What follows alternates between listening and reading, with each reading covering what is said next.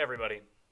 Earlier in the week, Misty and Mike went over some technical points of emphasis for freestyle. We're going to follow that up by doing a race analysis of a 200 freestyle. The reason we chose this race specifically is this swimmer is in lane 1. So not only are we going to be able to kind of go over some of the metrics of her race, but we'll also get to see some of those technical things that Misty and Mike talked about earlier in the week in action. So we're just going to jump right into this and kind of just go along and mention some things that we see.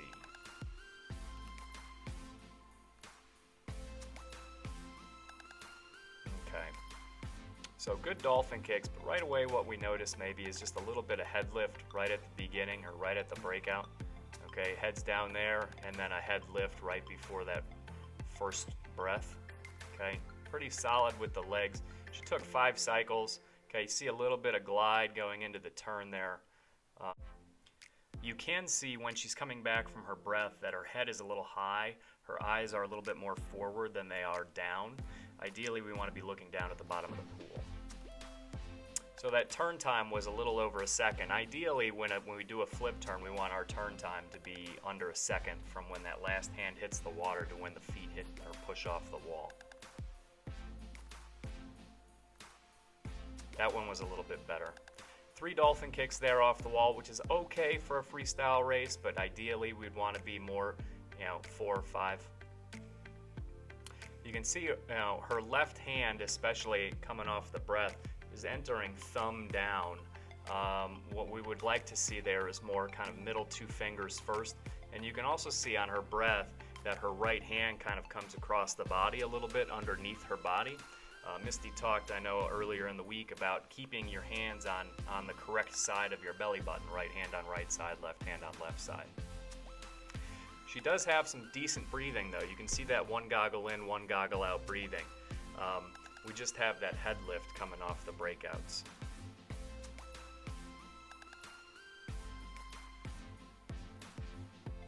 She might be dropping her elbows just a little bit on the race itself or on the catch itself. We talked about a good high elbow catch, but you can kind of see that elbow dipping. Here, let's see if we can back up just a little bit. You can kind of see that elbow dipping just a little bit early. That's not a very good angle. Let's slow it down just a little bit. Okay, you saw that elbow just dip just a little bit. Okay, we want to keep that elbow high as long as we can.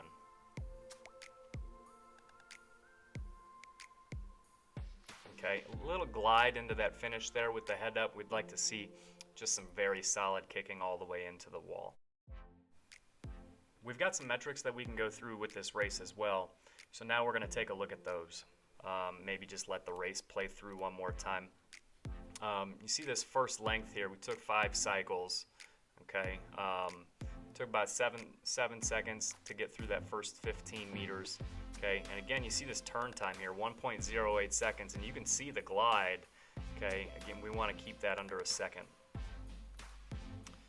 Okay, pretty consistent tempo. It's not all over the place. The straighter this line is, the more consistent her tempo is. Again, that was a little bit long on the turn. Now this turn happens to be under a second. It is one of her better ones, and again, we want to be under a second on our turns.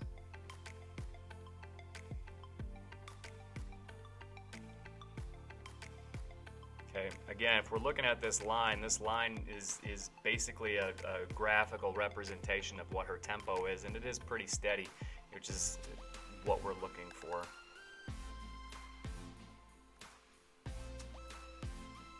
You can see these estimates of how far she's getting off the wall, 5.6 meters, 5.8 meters. I don't know how accurate that actually is. You can see she's popping out, kind of just past the flags. With 1 or 2 more dolphin kicks, we'd be closer to maybe 7, which would be ideal. But again, it is freestyle, and if you're a weaker dolphin kicker, you may not want to go out so far on freestyle. But it is something you're going to want to improve. Okay. Now we can see her start picking up her tempo. You can see this line is going down as she's going into this wall. She's on the 7th 25. She's really trying to pick up some speed. Gliding into that breakout though.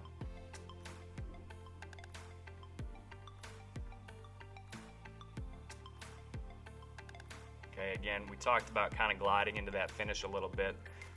Let's just look at the table here real quick. Okay, you know, splits, they give us, you know, this program is giving us 25-yard splits, which is fine, fairly consistent. After the first 25, we are between, you know, 14.3 and 14.7, or I guess there's a 14.8 in there, pretty much the whole way. You know, out 26.7, and then 29.0, 29.4, 29.3. Pretty consistent splitting, you know. Last week, Bill talked about how the 200 freestyle is one of the harder races to swim, especially in a relay.